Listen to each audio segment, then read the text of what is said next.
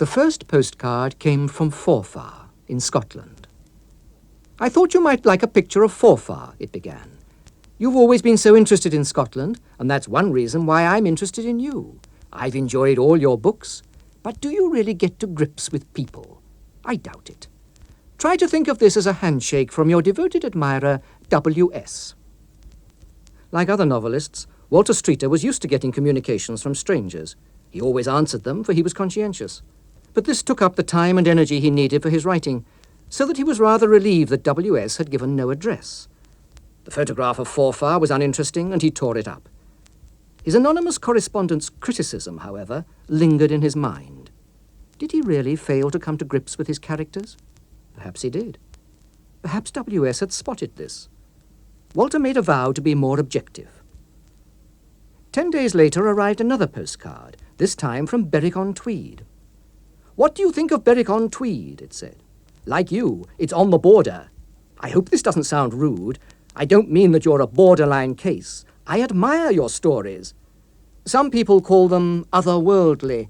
I think you should plump for one world or the other. Another warm handshake from W.S." Walter Streeter pondered over this and began to wonder. Otherworldly, indeed? Really? He reread the last 2 chapters he'd written. Perhaps they didn't have their feet firm on the ground, but did that matter? He threw the picture of Berwick-on-Tweed into his November fire and tried to write. But the words came haltingly, as though contending with a barrier of self-criticism. The third postcard showed a picture of York Minster. "I know you're interested in cathedrals," it said. "I'm sure this isn't a sign of megalomania in your case, but smaller churches are sometimes more rewarding. I'm seeing a good many churches on my way south. Are you busy writing or looking around for ideas? Another hearty handshake from your friend W.S." Oddly enough, Walter Streeter was interested in cathedrals, but how could W.S. have known that? And who was W.S. anyway? For the first time it struck him that the initials were his own.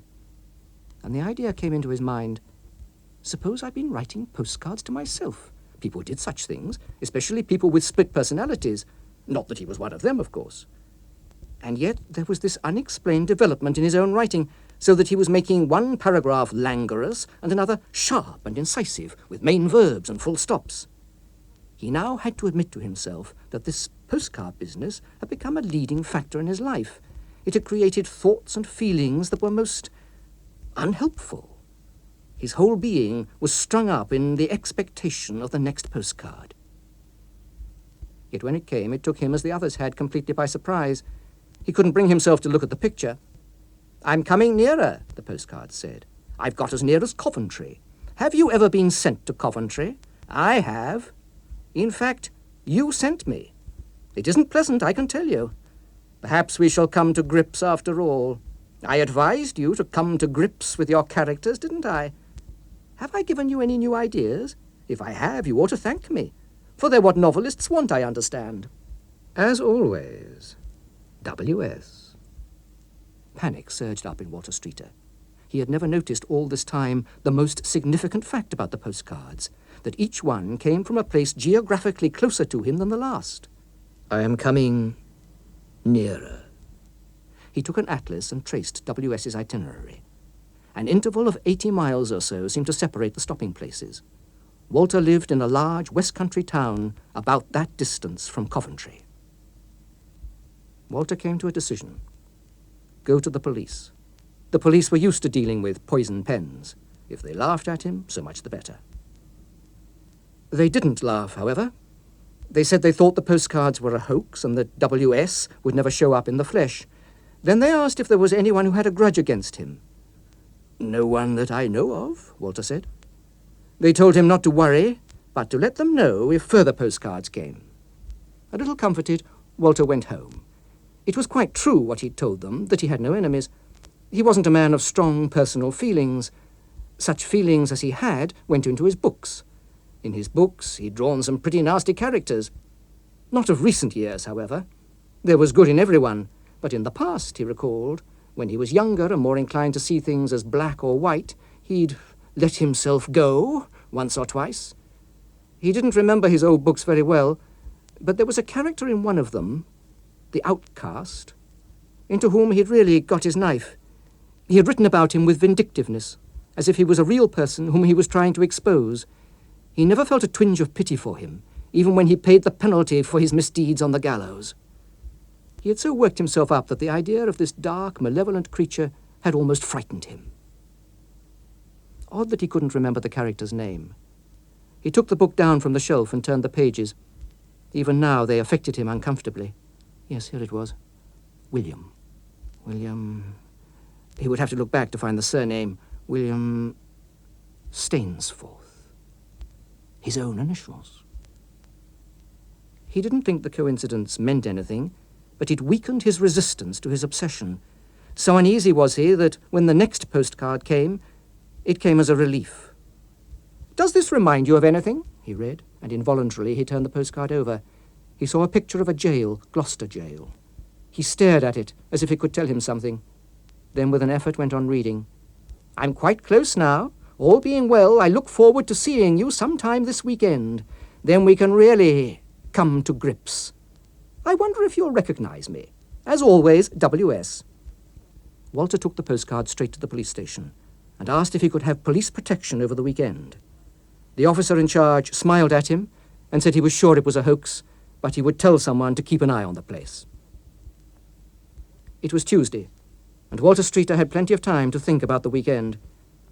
At first, he felt he wouldn't be able to live through the interval, but strange to say, his confidence increased as he set himself to work. So passed the days, and the dawn of Friday seemed like any other day, until something jerked him out of his self-induced trance, and suddenly he asked himself, when does a weekend begin? A long weekend begins on Friday. At that, his panic returned. He went to the street door and looked out. Everything was normal. When Saturday came, bringing no postcard, his panic had almost subsided. He nearly rang up the police to tell them not to bother to send anyone after all. But they were as good as their word. They did send someone. Between tea and dinner, the time when weekend guests most commonly arrive. Walter went to the door, and there he saw a policeman standing. The first policeman he'd ever seen in Charlotte Street. Should he go and speak to his unknown guardian, offer him a cup of tea or a drink? It would be nice to hear him laugh at Walter's fancies, but no. Somehow he felt his security the greater when its source was impersonal and anonymous. It was contrary to his routine to work after dinner, but tonight he did. A sort of exaltation possessed him. The words ran off his pen. In his snug little study, the silence purred around him. He didn't even hear the doorbell till it had been ringing for some time. A visitor? At this hour? His knees trembling, he went to the door, scarcely knowing what he expected to find. So what was his relief, on opening it, to see the doorway filled by the tall figure of a policeman. Without waiting for the man to speak, come in, my dear fellow," he exclaimed. He held his hand out, but the policeman didn't take it. "You must have been cold out there. I didn't know that it was snowing, though," Walter added, seeing the snowflakes on the policeman's cape and helmet. "Come in and warm yourself." "Thanks," said the policeman. "I can't stay long there. I've got a job to do, as you know." "Oh, yes," said Walter. "A silly job, I'm afraid. I suppose you know what it's about, the postcards?" The policeman nodded. "But nothing can happen to me as long as you're here," said Walter. Still in his cape and helmet, the policeman looked round. "So this is where you work," he said. "Yes, I was writing when you rang." "Some poor devils for it, I expect," the policeman said. "Oh, why?" Walter was hurt by his unfriendly tone, and noticed how hard his gooseberry eyes were. "I'll tell you in a minute," said the policeman. And then the telephone bell rang. Walter excused himself and hurried from the room. "This is the police station," said a voice. "Mr. Streeter, how is everything at your place? All right, I hope? I'll tell you why I ask. I'm sorry to say we quite forgot about that little job we were going to do for you. Bad coordination, I'm afraid." "But you did send someone?" "No, Mr. Streeter. But there's a policeman here in this very house." There was a pause at the other end of the line. "He can't be one of our chaps. Did you see his number by any chance?" "No." After another pause, the voice said, "Would you like us to send somebody now?" "Yes, please." We'll be with you right away, sir. Walter put back the receiver. What now, he asked himself. A policeman of any sort was something to be reckoned with, but a rogue policeman. And how long would it take the real police to come? While he was debating, the door opened and his guest came in. No room's private when the street door's passed, he said. Had you forgotten I was a policeman? Was? Said Walter, edging away from him. You are a policeman. I've been other things as well, the policeman said. Thief, blackmailer, not to mention murderer, you should know. I don't know what you mean, Walter said. I've never set eyes on you before. Oh, haven't you? The man said. But you've thought about me, and you've written about me. You've got some fun out of me, didn't you? Now I'm going to get some fun out of you. You made me just as nasty as you could. Wasn't that doing me harm? You hadn't any pity on me, had you? Well, I'm not going to have any pity on you. But I tell you, I don't know you. You don't know me? You did all that to me and then forgot me. You forgot William Stainsforth? William Stainsforth? The name in the book. Yes. I was a scapegoat, wasn't I? You unloaded all your self-dislike on me. Now, as one WS to another, what shall I do if I behave in character? I don't know. You ought to know. You fathered me.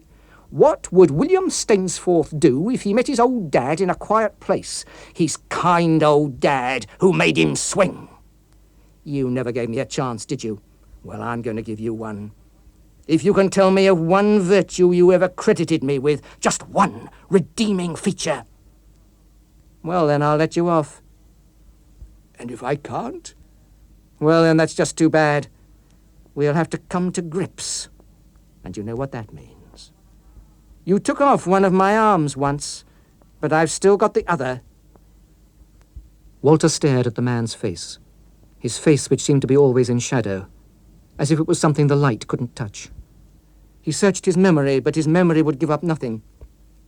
I must invent something, he thought. And suddenly he saw in his mind's eye the last page of the book.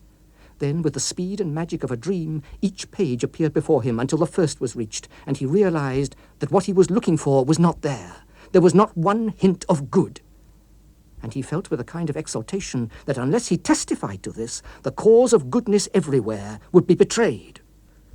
There's nothing to be said for you, he shouted. You want me to whitewash you, do you? Why, the very snowflakes on you are turning black. How dare you ask me for a character? I've given you one already. Do you expect me to say a good word about you now? I'd rather die. Stainsforth's one arm shot out. Then, die, he said. The police, when they arrived, found Walter Streeter slumped across the study table. His body was still warm, but he was dead. It was easy to tell how he died. He had been strangled. Of his assailant there was no trace. And how he came to have snowflakes on him remained a mystery, for no snow was reported from any district on the day he died.